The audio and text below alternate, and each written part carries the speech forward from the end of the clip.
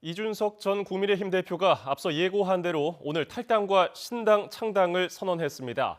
국민의힘 내 모든 정치적 자산을 버리고 대한민국의 위기를 극복해서 미래와 비전을 만들겠다며 총선 전 국민의힘과의 재결합은 없다고 선을 그었습니다. 국회 취재기자 연결합니다. 박기환 기자. 네, 국회입니다.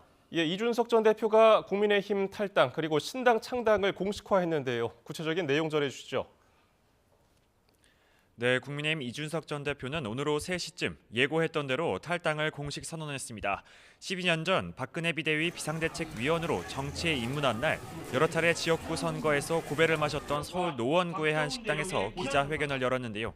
이 전 대표는 비상사태에 놓인 것은 당이 아니고 대한민국이라며 변화없는 정치판을 마냥 기다리기만 할 수는 없다고 밝혔습니다.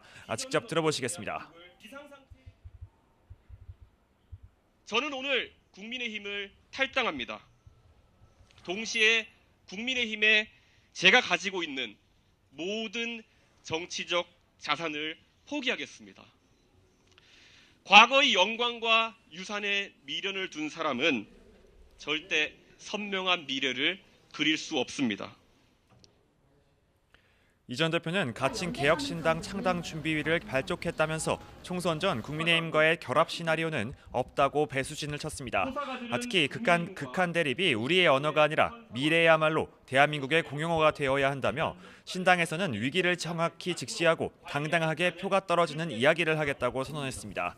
이런 가운데 어제 취임한 한동훈 비대위원장은 오늘 국회로 출근해 이 전 대표를 만날 계획이 없다던 어제 발언에 모든 답이 있다면서 사실상 설득 의사가 없음을 거듭 확인했습니다.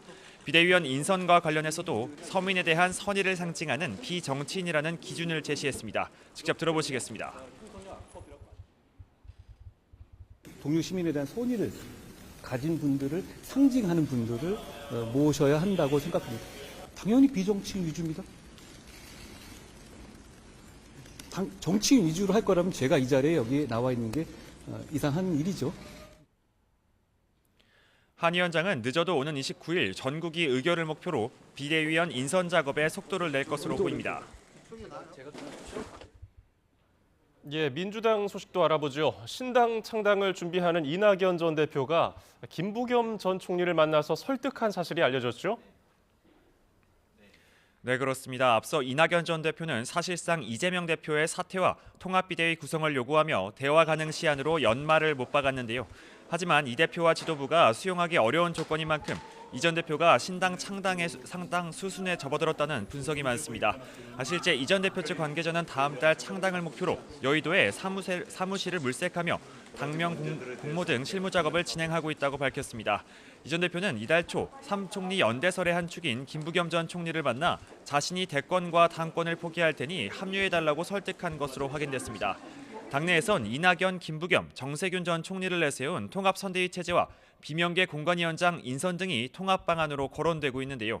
그러나 비명계는 공천권 없이 선거 결과의 책임만 회피하려는 꼼수나 장식품에 불과하다며 평가절하하는 분위기입니다. 이에 이재명 대표는 이낙연 전 대표에게 연락을 시도하며 통합을 위한 노력을 하고 있다고 밝혔는데요. 직접 들어보시겠습니다. 이낙연 전 대표께서 여러 말씀을 해주시고 계시고 저도 계속 연락드리고 또 만나서 우리가 통합의 길을 갈 수 있도록 노력 중입니다. 우리 국민들의 눈높이에 맞도록 최선을 다하고 있습니다.